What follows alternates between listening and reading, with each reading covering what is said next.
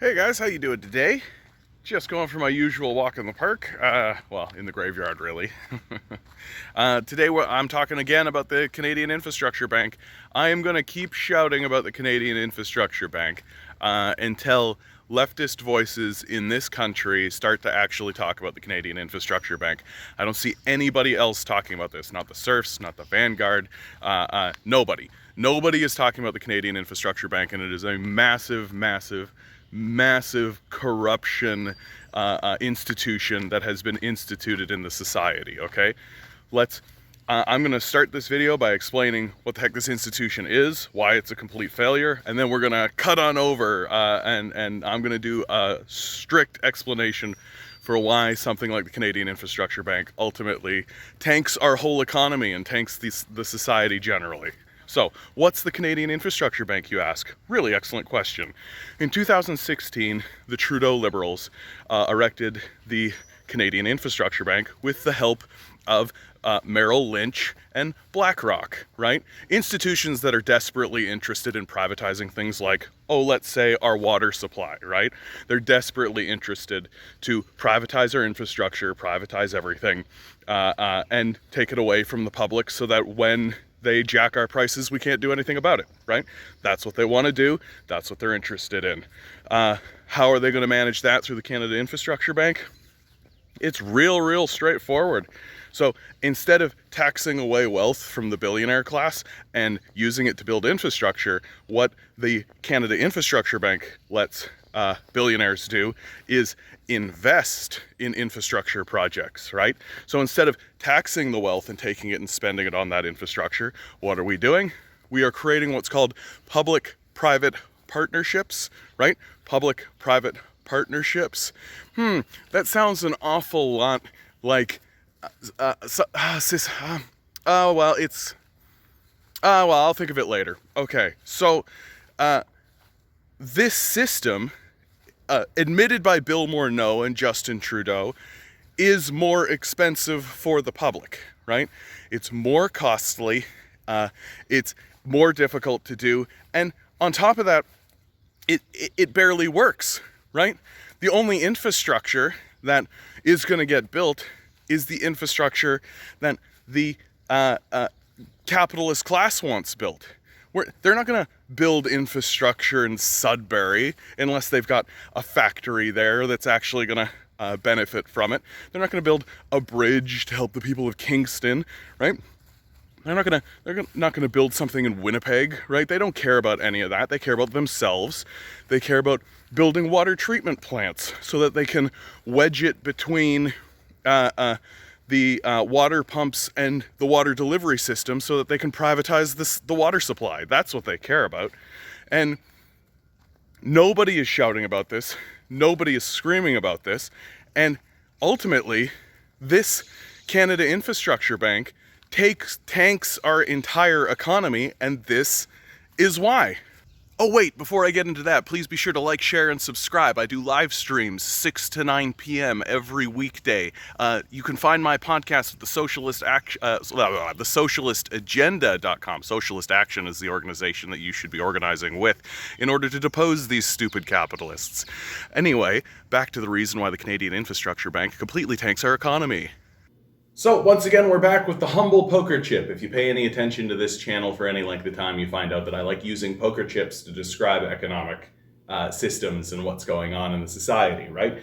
So, this is your basic economy, right? Like, it's split into 10 groups, and there are 10 chips per group. Now, of course, this isn't the distribution that exists in the society. In fact, the distribution is far more unequal than this. It looks a lot more like this. Hey! Now, you'll notice these guys disappeared completely, right? That's because they're in debt to these guys for things like food and shelter. Anyway, that's not what this video is about. This video is about why the Canadian Infrastructure Bank is structurally a completely terrible idea. So, in a rational, normal society, right? If you wanted to build infrastructure or get anything done, you would tax this wealth, right? This wealth right here gets taxed, and it would be distributed into the society. Let's say you wanted to build a bridge, right? Really simple stuff. You want to build a bridge. So you take this, You pay some construction workers, some engineers, right? Like you do all this kind of stuff, and it gets distributed into the society. The bridge gets built, right? Now, because of the way that capitalism is structured and the way that it works, all that wealth that we just distributed there is eventually going to find its way back to the capitalist class anyway, because the capitalists own all the businesses, they own all the structures, they own all of this stuff in the first place, right? So it's all going to funnel back up there anyway. But while that journey is happening in a normal, rational society, these people are going to be buying shoes, buying groceries, maybe buying a car, right? Maybe buying this sort of stuff. So they'll actually improve their life while the wealth travels back up and comes back to the capitalist class. So that's what a rational structure looks like. Now, let's insert the Canada Infrastructure Bank. So we take the same amount of wealth, right? So same amount of wealth, but instead of taxing it away, we're going to borrow it from these guys. We're going to borrow it. So we'll put it into the society to get all our construction workers and get all that kind of stuff. Oh, okay, but that we borrowed that money. Right? We didn't tax that money away. So in fact, all of this money needs to go back to these guys. And how do you think that's going to happen? Right? We're not going to tax these guys to give their wealth back. We're probably not going to tax these guys, right? So the very people who we use to build the bridge, well, they're the ones that are going to be taxed, because can't just let them have the wealth that came from here. This was just a loan.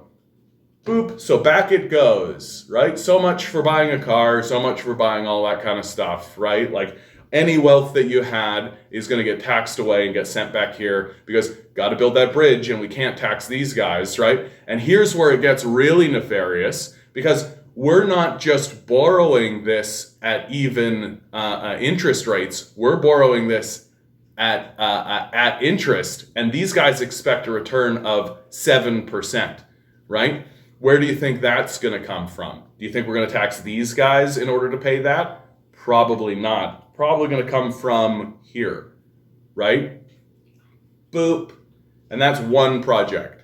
And so as we continue going, right, boop, it gets very obvious to see why this is a problem. As we build a bridge, as we build a hospital, as we build a water supply, as we build, and the whole thing comes collapsing down all by its own, right?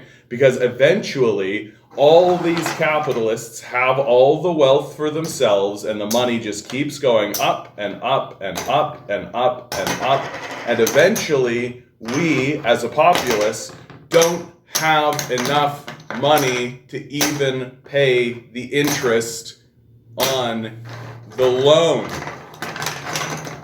And so we end up with nothing, they end up with everything, and the society collapses basically into neo-feudalism, where these guys are the kings and we are the serfs.